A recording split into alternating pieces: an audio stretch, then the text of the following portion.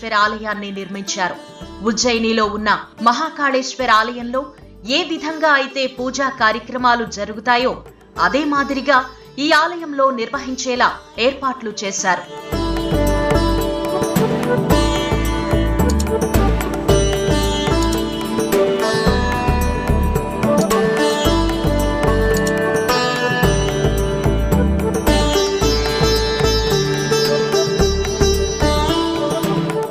ఈ ఆలయంలో ఎన్నో విశేషాలు ఉన్నాయి.